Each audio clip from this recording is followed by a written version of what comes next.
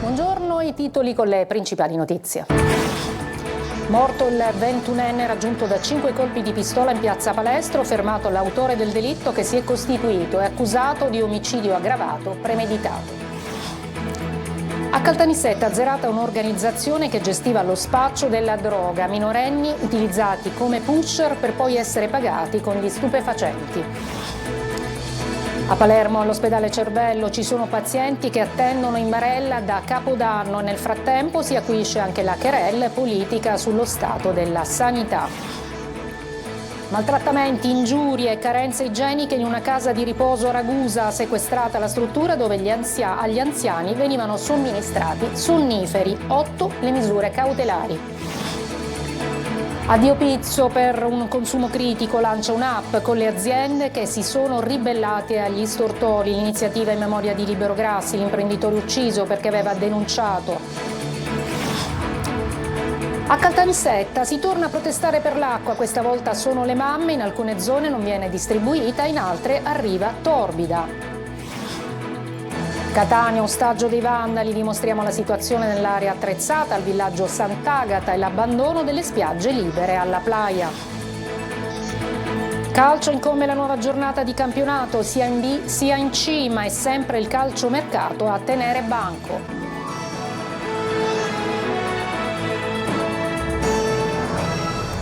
Eccoci, buongiorno. Spara e uccide, questo è accaduto a Catania, il rivale in amore non ce l'ha fatta, il 21enne crivellato dai colpi in piazza Palestro, in stato di fermo l'autore del delitto che si è costituito e accusato ora di omicidio aggravato premeditato. Tonino De Mano. Non ce l'ha fatta Giuseppe Francesco Castiglione, il 21enne rimasto gravemente ferito a colpi d'arma da fuoco in piazza Palestro a Catania. L'agguato è scattato ieri intorno alle 15 quando la vittima è stata raggiunta da un'autentica raffica di proiettili. A sparare in pieno giorno e in una piazza affollata è stato calogero Michael Romano, che si è costituito nella caserma dei carabinieri di Mister Bianco. Il giovane, in stato di fermo, è stato rinchiuso nel carcere di piazza Lanza. L'omicidio è maturato nella sfera personale. Il ventenne che ha sparato sarebbe l'ex compagno della fidanzata della vittima. Dalla relazione con la giovane era nato un bambino. C'è stato un incontro tra i due ragazzi che hanno animatamente discusso in piazza Palestro. Al culmine della lite Romano ha impugnato la pistola sparando 5-6 colpi contro il rivale in amore. Soccorso dal 118, Castiglione, colpito a intestino, fegato e polmoni, è stato trasportato in condizioni disperate all'ospedale Garibaldi Centro, dove è stato sottoposto ad un lungo e delicato intervento chirurgico. Ma nella notte le sue condizioni si sono ulteriormente aggravate, la morte è sopraggiunta all'alba. A Romano è stato notificato un fermo emesso dalla squadra mobile per tentato omicidio aggravato, reato che, dopo la morte di Castiglione, sarà cambiato in omicidio aggravato premeditato. Il fermato ha ammesso di essere l'autore del delitto, spiegando il movente legato, come detto, alla sfera personale e passionale. Resta da capire se nella vicenda ci siano dei complici e in particolare chi ha fornito la pistola utilizzata per uccidere Castiglione. Adesso a Caltanissetta azzerata un'organizzazione che gestiva la compravendita della droga. Pensate, minorenni utilizzati come pusher per poi essere pagati con la stessa sostanza stupefacente. Rita Cinardi. Gestivano una fitta rete di compravendita di droga utilizzando come pusher anche minorenni. L'organizzazione criminale è stata sgominata a Caltanissetta dalla polizia, che ha eseguito misure cautelari nei confronti di 8 persone accusate di associazione per delinquere finalizzata al traffico e allo spaccio di sostanze stupefacenti. 4 degli indagati, ai quali è stato riconosciuto il ruolo di capi organizzatori dell'associazione, sono finiti in carcere, mentre agli altri è stato applicato il divieto di dimora in provincia di Caltanissetta. Secondo la ricostruzione degli investigatori, coordinati dalla Direzione Distrettuale Antimafia, gli approvvigionamenti di cocaina, hashish e marijuana sarebbero stati effettuati prevalentemente a Gela in altri comuni della provincia e avrebbero prodotto un volume di affari di oltre 50.000 euro al mese. L'attività di spaccio si sarebbe concentrata poi nel centro storico di Caltanissetta e nelle vicinanze della stazione ferroviaria. Le cessioni di droga sarebbero avvenute su chiamata del cliente, al quale il pusher indicava il luogo di incontro dove sarebbe avvenuta la vendita. In altri casi la droga veniva venduta a casa degli indagati. L'associazione per effettuare la consegna di stupefacente si sarebbe servita anche di minorenni che sarebbero stati ricompensati, oltre che con denaro, con dosi di droga. L'attività investigativa ha permesso di sequestrare 1 chilogrammo di hashish e oltre 100 grammi di cocaina, oltre che di segnalare alla prefettura numerosi assuntori. A Piazza Armerina una delle sorelle di Larimar, la quindicenne trovata impiccata nel novembre scorso nel giardino di casa, ha presentato alla Procura di Enna una denuncia per omicidio e depistaggio a carico di ignoti. I legali della famiglia hanno fatto sapere di aver ricostruito fatti e circostanze importanti per provare la convinzione che la ragazza sia stata uccisa. Intanto la Procura per i minorenni di Caltanissetta continua ad indagare per istigazione al suicidio e diffusione di materiale pedopornografico. Caos nel mondo della sanità siciliana. Pensate all'ospedale Cervello, ci sono pazienti che attendono in barella da Capodanno. Nel frattempo si acuisce anche la querela politica sullo stato appunto della sanità. Marco Gullà. La sanità siciliana continua a essere nel caos, dalle troppe attese in barella ai morti a causa di interventi mancati. All'ospedale Cervello di Palermo, così come a Villa Sofia, ci sono pazienti che sono ricoverati e, non essendoci posti disponibili, dormono sulle barelle, addirittura da Capodanno. Un trend che ha fatto infuriare il presidente della regione Renato Schifani, che ieri ha incontrato i vertici di Villa Sofia. Proprio nell'ospedale palermitano, un uomo di 76 anni è morto nei giorni scorsi dopo aver atteso circa 20 giorni per un intervento alla spalla, ed è anche bufera dai riflessi politici. La sanità, la sua estrema politicizzazione sta determinando lacune devastanti che poi paga il cittadino, che lo scopre quando arriva in un ospedale. Ecco, c'è una disattenzione sul tema della sanità soltanto, come dire, nel momento in cui hai bisogno del servizio sanitario scopri quanto questo è distante da una capacità reale di affrontare le emergenze, le urgenze e dare assistenza sanitaria ai cittadini. Emergenze come a Villa Sofia, dove alcuni pazienti e familiari, esasperati dai tempi di attesa e dalla situazione di emergenza nei reparti, hanno minacciato i medici di rivolgersi alla stampa o ai propri legali con verbali formali qualora non fossero stati immediatamente visitati. Il caos, e nel frattempo i pazienti restano nelle barelle in attesa del loro turno. Lunghe attese per prenotare una visita medica, tensioni nel pronto soccorso per minacce o addirittura aggressioni, carenza di medici, ritardi nei ricoveri, ma anche novità positive nei reparti. Ditelo al vostro TG, scrivete al numero WhatsApp 342 74 55005. Racconteremo tutto nei nostri servizi. Naturalmente l'invito vale anche al personale sanitario. Vi aspettiamo. E adesso ci occupiamo di una notizia che è arrivata da Mirabella in Baccani. Nel Catanese i carabinieri hanno arrestato un non giovane che ha tentato di strangolare la ex compagna violando un divieto di avvicinamento. A chiedere aiuto ai militari la stessa vittima. E adesso a Ragusa, maltrattamenti, ingiurie e carenze igieniche in una casa di riposo. Sequestrata la struttura dove agli anziani venivano somministrati sonniferi. 8 le misure cautelari. Veronica Barbarino. Sequestrata una casa di riposo lager a Ragusa, dove erano maltrattati e abbandonati anziani ospiti della struttura. 2 arresti e 6 misure interdittive sono state messe a carico dei gestori e di alcuni dipendenti della casa di cura.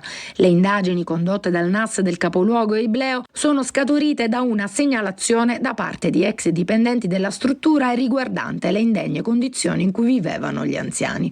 All'interno della casa di riposo, infatti, erano ospitate 29 persone, in sovrannumero rispetto alle capacità ricettive della struttura. Gli ospiti erano accuditi da personale sottodimensionato e non qualificato, che specie in orario notturno somministrava loro, senza prescrizione medica, farmaci ipnoinducenti per meglio gestirli.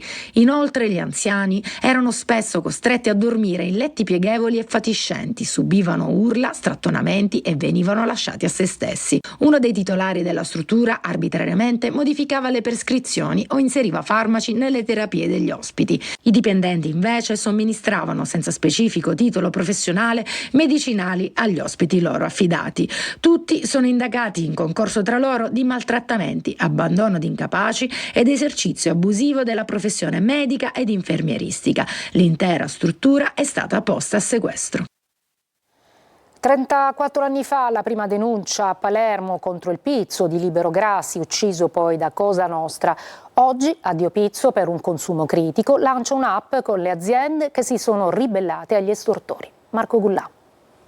Libero Grassi, imprenditore tessile, dico bene? E lei si è trovato pure lei faccia a faccia con queste richieste di tangenti? Sì, mi sono trovato, come un po' sanno tutti, più volte. Ho subito due estorsioni, una rapina, oltre a intimidazioni varie. 34 anni sono passati dalla prima denuncia di Libero Grassi contro il Pizzo. Lui non ha pagato i mafiosi e fu ucciso per questo. A distanza di quasi 3 decenni e mezzo qualcosa è cambiato, ma non tutto. In Sicilia le estorsioni sono le principali fonti di sostentamento per la mafia, addirittura 1 miliardo di euro nel bilancio di Cosa Nostra. Il 70% dei commercianti, soprattutto a Palermo e Catania, paga ancora il Pizzo. Io userei soprattutto l'espressione convenienza, cioè convenienza non c'è un dolo specifico, cioè io ottengo un vantaggio in cambio di questa cosa, ma c'è l'idea che pagando io sto meglio. Oggi Addio Pizzo ha presentato una nuova app per tutti i consumatori, Pago chi non paga. La funzionalità dell'app è quella di avvicinarci ancora di più ai cittadini consumatori per aumentare e per facilitare la scelta dei consumatori. Oggi SOS Impresa Rete per la Legalità ha anche promosso in collaborazione con Solidaria la prima giornata nazionale anti-racket. Per il figlio di Libero Grassi però il livello di guardia deve essere sempre alto. Mi viene difficile parlare perché in questa città la vedo diventata più violenta anche oltre la mafia. Adesso a Caltanissetta si torna a protestare per l'acqua, questa volta sono le mamme, in alcune zone non viene distribuita, in altre arriva torbida. Il servizio di Rita Cinardi. Non c'è tregua per i residenti di Caltanissetta, continuamente alle prese con l'emergenza idrica. Se da una parte le piogge e le nevicate delle scorse settimane hanno fatto alzare il livello della diga Ancipa, contribuendo ad alimentare le speranze di un ritorno alla normalità, dall'altra i nisseni continuano a vivere disagi continui. Durante le feste, proprio grazie alle precipitazioni e a una maggiore riserva idrica, i turni di erogazione erano scesi a 3 giorni. Poi si sono susseguiti guasti ed interruzioni e così in alcune zone i rubinetti adesso sono a secco anche da 10 giorni. Questa mattina sono tornate a protestare le mamme del centro storico che hanno fatto un sit-in davanti alla sede di Caltacqua chiedendo di parlare con i responsabili. È da 10 giorni che non ricevo acqua nella mia zona. C'è stata un'interruzione, sono venuta ad aprire la segnalazione e mi dicono che l'interruzione molte persone ce l'hanno dopo 5 giorni con tutta l'interruzione. Io ancora ad oggi 10 giorni non ricevo l'acqua. Ma i cittadini nisseni devono fare anche i conti con la torbidità dell'acqua. Se qualcuno sognava di rivedere acqua trasparente e scendere dai rubinetti, non è stato così. Dopo 8 giorni mi è arrivata l'acqua stamattina, dove è arrivata di un colore torbido, giallino. Io non so, vorrei delle risposte. Tra l'altro, perché questa disuguaglianza tra varie palazzi, perché io acqua ce l'ho e magari quello avanti a me non ce l'abbia? Vorrei delle risposte. Per i disabili alle prese con i continui disagi invece è un vero e proprio dramma. Io sono una persona disabile, abito al centro storico, 7 giorni senza avere acqua e ancora stamattina a 20 metri sotto casa mia c'è acqua e io ancora tuttora nessuna goccia di acqua. Sono venuto alla Caltacqua proprio a fare casino per l'acqua. Mi hanno detto e mi hanno garantito che mi arriva un'autobotte dell'acqua. Catania, ostaggio dei vandali e senza controllo. Vi mostriamo infatti le immagini, la situazione dell'area attrezzata al villaggio Sant'Agata e l'abbandono delle spiagge libere alla Playa. Tonino De Mana. Inaugurate e vandalizzate con soldi europei che ancora una volta vengono spesi senza poi avere un minimo ritorno per la collettività, a sua volta in parte responsabile. Dopo i raid vandalici in Piazza Europa e Piazza Nettuno, tanto per fare qualche esempio, nel mirino degli immancabili balordi è finita l'area attrezzata a Villaggio Sant'Agata, dove molti arredi sono stati depredati, danneggiati, distrutti. In queste immagini un tris con tanto di spray rosso che in un sol colpo immortala la pedana, dove è previsto anche un defibrillatore, quest'ultimo mai consegnato, arredi imbrattati e la panchina smart, entrata in funzione poche ore prima di essere vandalizzata. Non le manda a dire il consigliere comunale Graziano Bonaccorsi. 643.000 euro di fondi Pommetro che alla fine non sono stati praticamente tutelati, perché se l'amministrazione apre una bella piazza mettere delle strutture per aiutare i giovani anche ad avviarsi al mondo dello sport. È importante anche riuscire a mantenere la piazza e ad evitare che qualcuno la vandalizzi. Da Villaggio Sant'Agata alla Playa la stagione balneare è finita da mesi, ma nessuno ha pensato di rimuovere le strutture della spiaggia libera numero 3. Nella pedana che vedete, dove in estate c'erano il bar e altri servizi, sono ben visibili centinaia di chiodi arrugginiti e chissà quanti finiranno in spiaggia, distrutti anche i servizi igienici. Quando la ditta che comunque gestisce le 3 spiagge libere finisce la stagione, deve smontare i gazebbi, tutte le strutture che servono durante il periodo estivo. In realtà lo fanno sempre con molto ritardo, l'amministrazione non controlla e, come potete vedere, si ritrovano qui materiali da risulta, strutture vandalizzate, insomma c'è di tutto, diventa praticamente una discarica pubblica. Plastica che si disperde, rifiuti, ferro arrugginito ovunque, tutto tace, compreso le associazioni ambientaliste. Arrestati 2 tifosi per il ferimento di un agente durante gli scontri di domenica scorsa a Licata per la partita di calcio contro la San Cataldese. Davide Sardo. Arrestati e posti ai domiciliari i responsabili dei violenti scontri e ferimenti a Licata domenica scorsa in occasione della partita di calcio contro la San Cataldese. I fermati sono 2 tifosi di Serra di Falco in provincia di Caltanissetta, accusati del ferimento di un agente impegnato nel servizio di ordine e sicurezza pubblica allo stadio Dino Liotta.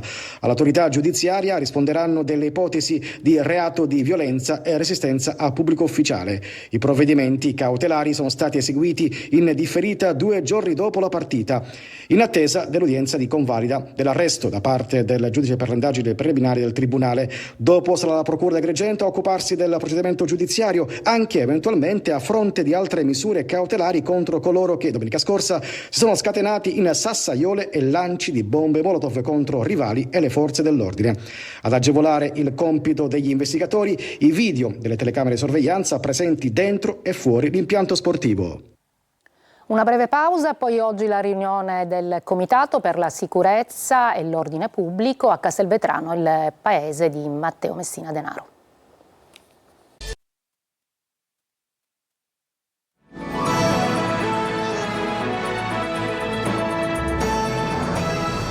Oggi riunione del Comitato per la sicurezza e l'ordine pubblico a Castelvetrano, il paese di Matteo Messina Denaro. Laura Spanò.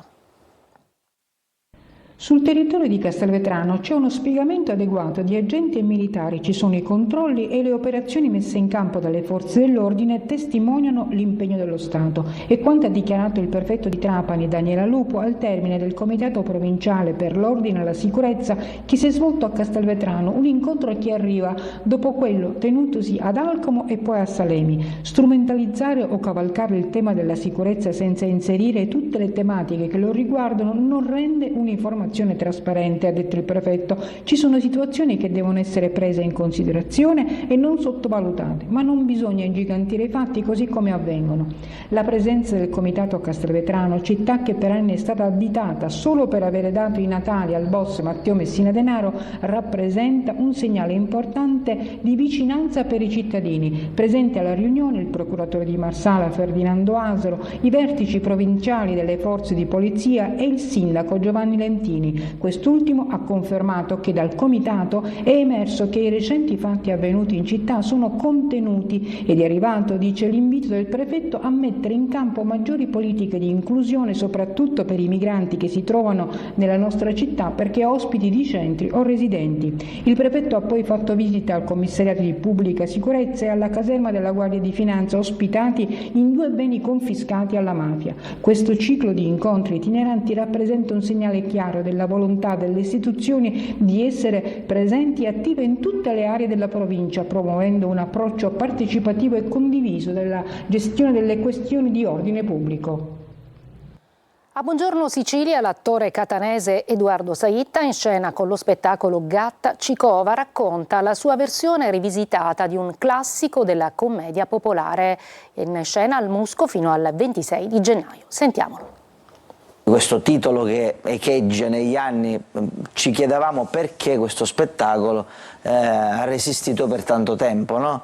Io, secondo il mio modesto parere, ho ho sempre detto che a questo spettacolo noi in questa edizione abbiamo restituito la sua dignità, perché è stato sempre trattato come una farsaccia, come un testo così che mirava solo ed esclusivamente a farti fare 4 risate, mentre invece dentro c'è tutto, c'è una storia tra fratello e sorella, c'è una storia d'amore, c'è storie di vita, c'è una vita di campagna, c'è una vita di masseria dove si consumano anche talvolta dei drammi familiari, dei conflitti familiari, la terra è mia, no, la voglio io, no, io ora te la levo, cose che oggi all'ordine del giorno accadono. Ci fermiamo una breve pausa e poi il calciomercato delle siciliane.